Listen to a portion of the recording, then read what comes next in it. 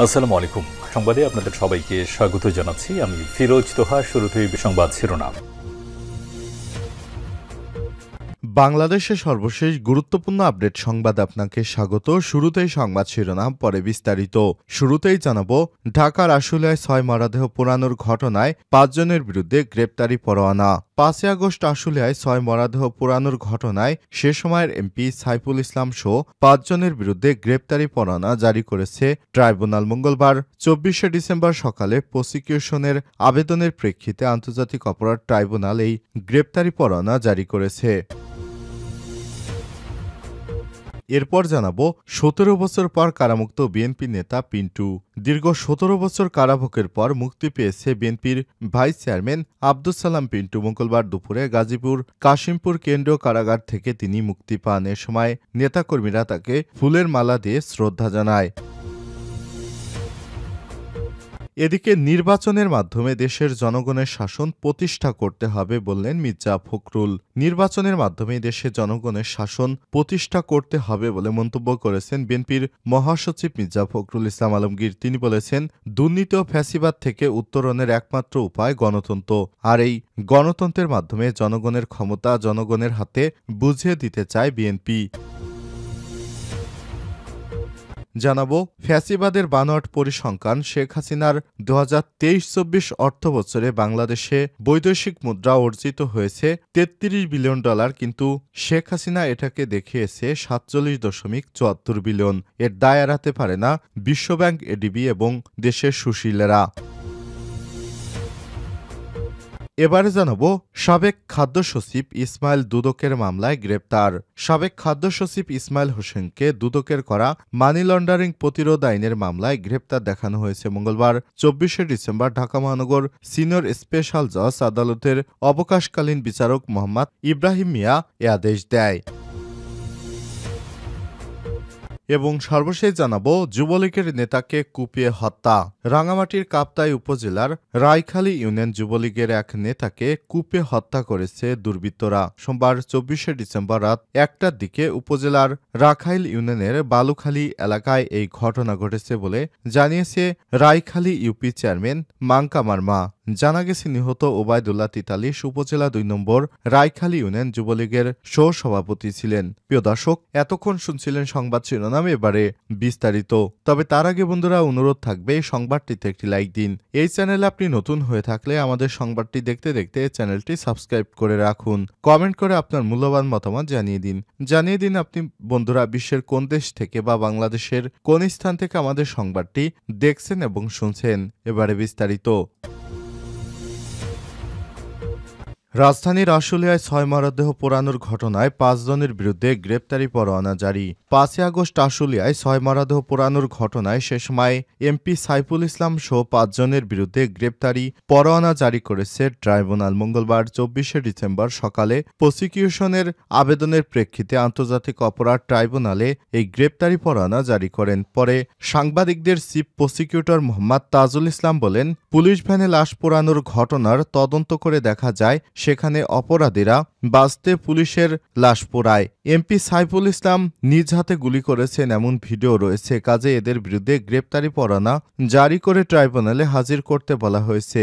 এখানে 19 এর সাবেক এমপি সাইফুল ছাড়া বাকি 4 জনই পুলিশ কর্মকর্তা।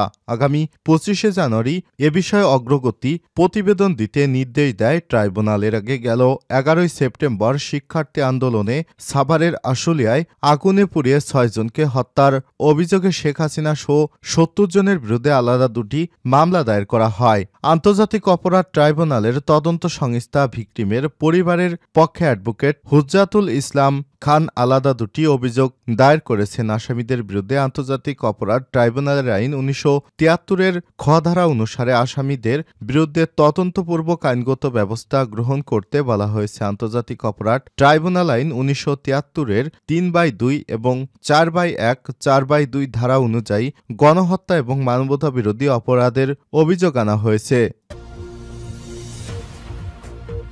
17 বছর পর কারামুক্ত বিএনপি নেতা পিন্টু ১৭ বছর কারাভোগের পর মুক্তি পেয়েছে বিএনপির ভাইস চেয়ারম্যান আব্দুস সালাম পিন্টু। মঙ্গলবার দুপুরে কাশিমপুর কারাগার থেকে মুক্তি পান তিনি। এ সময় নেতাকর্মীরা তাকে ফুল দিয়ে বরণ করে নেয়। বিষয়টি নিশ্চিত করেন কাশিমপুর কেন্দ্রীয় কারাগার ২-এর senior jail super Al Mamun. তিনি বলেছেন, সোমবার জামিনের কাগজপত্র কারাগারে আসলে যাচাই বাছাই ও আইনি প্রক্রিয়া শেষে মঙ্গলবার বেলা ১১টা ৪ মিনিটে তাকে মুক্তি দেওয়া হয়। এ সময় তার পরিবারের সদস্যরা উপস্থিত ছিলেন। কারাগার সূত্র থেকে জানা যায়, রাজধানীর বঙ্গবন্ধু অ্যাভিনিউয়ে ২০০৪ সালের আওয়ামী লীগের সমাবেশে গ্রেনেড হামলায় নিহত ২৪ জন। ওই ঘটনায় আহত হন অন্তত ৪ শতাধিক মানুষ। এই ঘটনায় দায়ের হওয়া মামলার উভয় পক্ষের যুক্তিতর্ক শেষে ২০১৮ সালের ১০ অক্টোবর এই মামলায় সাবেক স্বরাষ্ট্র প্রতিমন্ত্রী লুৎফুজ্জামান বাবর, বিএনপি নেতা আব্দুস সালাম পিন্টু সহ ১৯ জনের মৃত্যুদণ্ড দেয় বিচারিক আদালত। যাবজ্জীবন কারাদণ্ড দেয়া হয় বিএনপির ভারপ্রাপ্ত চেয়ারম্যান তারেক রহমান সহ ১৯ জনকে। সম্প্রতি হাইকোর্টে এই মামলার রায়ে খালাস পায় পিন্টু সহ অন্যান্যরা। নির্বাচনের মাধ্যমে দেশের জনগণের শাসন প্রতিষ্ঠা করতে হবে মির্জা ফখরুল।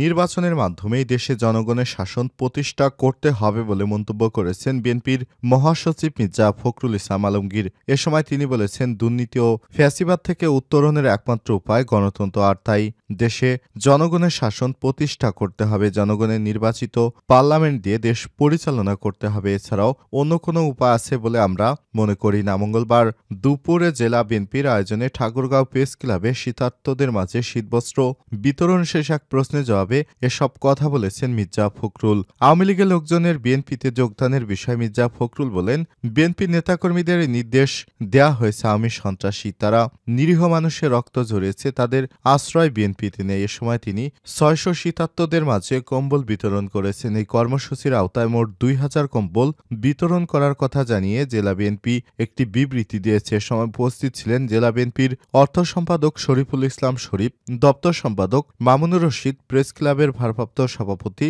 লুৎফুর রহমান মিঠু প্রমুখ।